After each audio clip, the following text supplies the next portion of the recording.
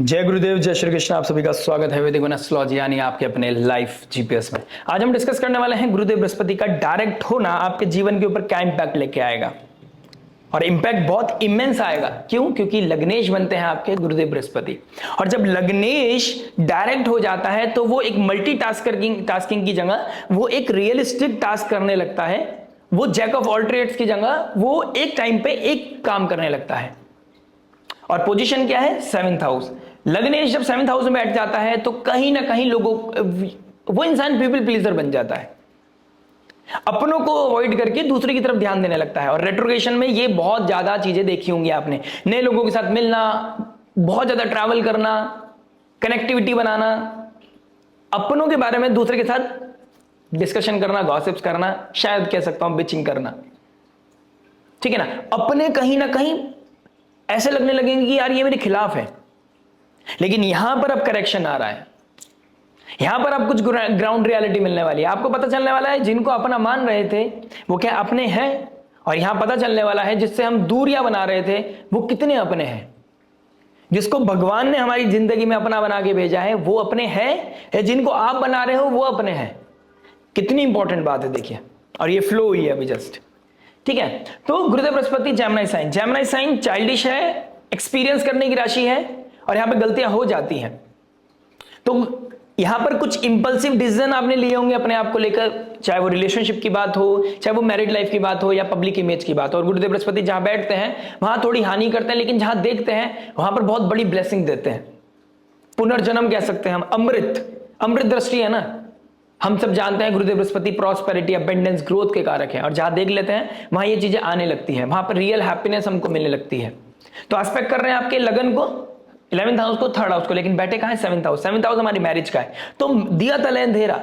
दूसरों की मैरिज देख के कपल गोल देखना, डे ड्रीमिंग करना और अपनी तरफ देख के उनकी वैल्यू ना करना, प्रीचिंग करने लग जाना, सामने वाले के टीचर बन जाना, प्रीचर बन जाना और सामने वाले का पॉइंट ऑफ व्यू बिल्कुल भी एड्रेस नहीं करना। ये मैंने रिसेंट वीडियो में बताया था आपको कि कब आप सामने वाले का पॉइंट ऑफ व्यू सुन ही नहीं पाए, कहां आप उसको समझाते चले गए। वहां जहां बेड ब्लेजर होना चाहिए था वहां पर आप बेड पर बैठते ही आप एक दूसरे के साथ ज्ञान बांटने लगे, एक दूसरे का टीचर बनने की कोशिश करी, rather than spouse, rather than partner in crime. सही गलत कुछ नहीं, कभी कभी हर चीज सही गलत नहीं होती है। कभी कभी कुछ चीजें एक्सपीरियंस करने के लिए होती है। सही इस्तेमाल जेमिनी का यही है, अपने पार्टनर के साथ एक्सपीरियंस करो। लेकिन पीपल प्लीजर बन जाते हो तो यहां पर थर्ड पार्टी की वजह से अपनों से बैर हो जाता है, अपनों से गैप हो जाता है, या अपनों से इतनी दूर चले जाते हो कि सामने वाले याद ही नहीं आती है और आप दूसरे में इतने ज्यादा घुल मिल जाते हो कि शायद बहुत दूर हो जाते हो, इमोशनल लेवल पे भी, फिजिकल लेवल पे भी। लेकिन यहां पर अब करेक्शन आ गया है।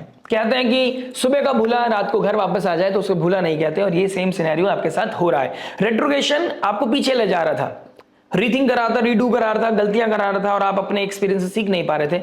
Now this is the moment जब आप रियलिस्टिकली समझोगे चीजों को, अपनी पर्सनैलिटी के ऊपर काम करोगे, पब्लिक इमेज को बचाने के ऊपर काम करोगे। मैरिज लाइफ में कुछ चीजें हैम्प हो रही थी, उस चीज में कहीं ना कहीं ऑडिट करोगे, एक दूसरे का सपोर्ट सिस्टम बनोगे। बिजनेस पार्टनरशिप में जहां अलगाव आ गया था, जो डिटैचमेंट आ गया था, दूरी आ गई थी, अब एक दूसरे को फील कर पाओगे, महसूस कर पाओगे एक दूसरे के लिए। कहीं ना कहीं बिजनेस के लिए कहीं ना कहीं कैसे पॉजिटिविटी लेके आनी है, कैसे चीजें बैलेंस करनी है। एक दूसरे के प्रति जो रेज आ गया था, जेलसी आ गई थी, वो कहीं ना कहीं रेस्पेक्ट में बदल जाएगी। राइट? लेकिन एफर्ट बहुत जरूरी है, सरेंडर करना बहुत जरूरी है। रिश्तों में सरेंडर होगा जब भी अपनापन आएगा, जब भी वो प्रेम झलकेगा। दिमाग लगाओगे तो सिर्फ प्रैक्टिकल रह जाओगे। और गुरुदेव बृहस्पति ज्ञान नहीं चाहता, जब भी इस राशि में मरण कारक चला जाता है। वो ज्ञान देता है, वो टेक्निकलिटी नहीं चाहता, वो ब्लेसिंग देता है, वो कर्म नहीं देखता। भाग्येश है, वो भाग्य बदल देगा आपका। अगर उनकी ब्लेसिंग मिल गई तो भाग्य बदल जाएगा। ब्लेसिंग किसकी मिलेगी? या तो आपके पार्टनर की, चाहे वो रिलेशनशिप का पार्टनर हो, चाहे वो मैरिड लाइफ का पार्टनर, चाहे बिजनेस पार्टनर हो। प्लस यहां पर आपको सिबलिंग्स का भी सपोर्ट मिल सकता है, कोई फ्रेंड का सपोर्ट मिल सकता है, कोई रिसेंटली कोई फ्रेंड मिला है उसका भी सपोर्ट यहां पर आपको मिल सकता है। लेकिन you should know how much is too but. Please नहीं करना है, किसी की हेल्प ले लेनी है, उसके लिए हेजिटेट नहीं करना है। सोशल मीडिया की राशि है। यहां पर अगर आपको लगता है कोई आपको सही गाइड कर रहा है, किसी के साथ आपकी कनेक्टिविटी बन रही है, आपको कोई किसी की बात समझ में आ रही है, डोंट हेजिटेट, आप उनसे हेल्प ले सकते हैं।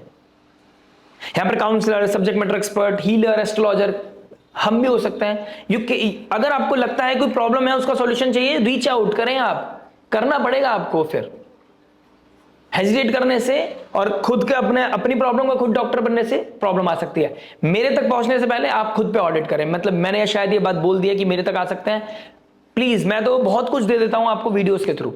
ऐसा नहीं है कि आपको मेरे पास आना अनिवार्य है, लेकिन अगर आपको लगता है, you can seek the help, you can book your consultation, right.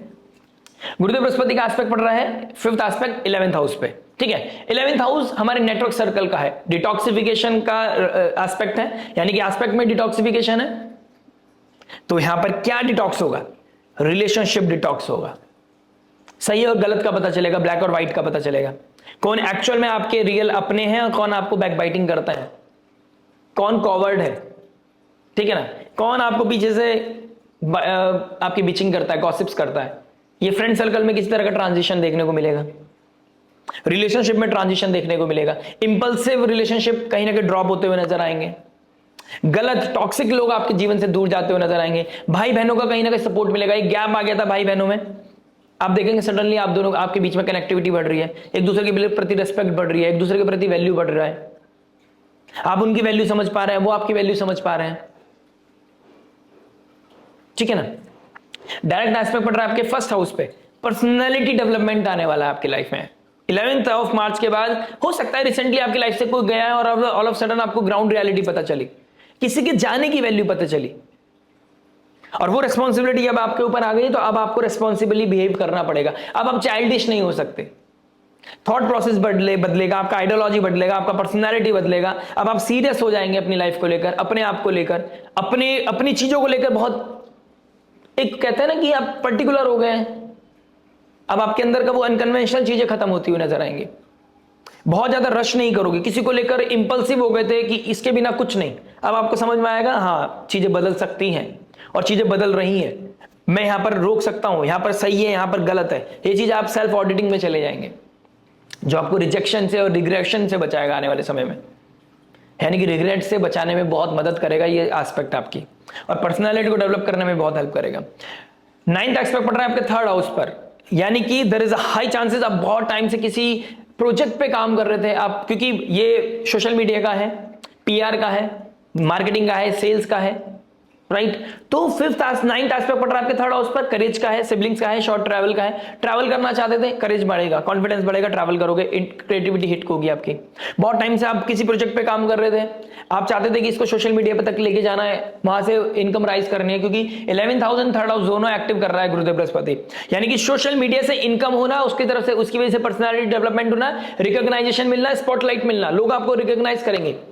अगर आप कोई entertainment industry, social media industry से जुड़कर काम करना चाहते हैं, आप कोई चैनल बनाना चाहते हैं, आपको नेम, फेम, आइडेंटिटी मिल सकती है। और 9th लॉर्ड होते हैं कालपुरुष कुंडली के हिसाब से गुरुदेव बृहस्पति, और 9th हाउस आपको नेम फेम देता है, क्योंकि 5th से 5th है, राइट। तो यहां पर रिकॉग्नाइजेशन मिलना, नया स्टार्टअप, नया एंटरप्रेन्योरशिप, कोई मल्टी बिलियनियर आपका आइडिया हिट कर सकता है। ओवर थिंकिंग को इंट्यूशन मत समझिएगा, लूप होल्स के ऊपर काम करना है, ऑडिटिंग करके चलना है, रोड मैप पे काम करना है, किसी से कंसल्टेशन ले लीजिएगा, किसी सब्जेक्ट मैटर एक्सपर्ट से बात कीजिएगा, अपने सीनियर्स, किसी से एक्सपीरियंस इंसान से अपना चार्ट, डेस्टिनी चार्ट चेक कराइएगा कि आपको कब जंप लेना है, कितना जंप लेना है, क्या राइट है, क्या रॉन्ग है, इन चीजों का थोड़ा ध्यान रखिएगा। बस इंपल्सिव नहीं होना है, कॉन्फिडेंस को ओवर कॉन्फिडेंस में मत ले जाइएगा, राइट।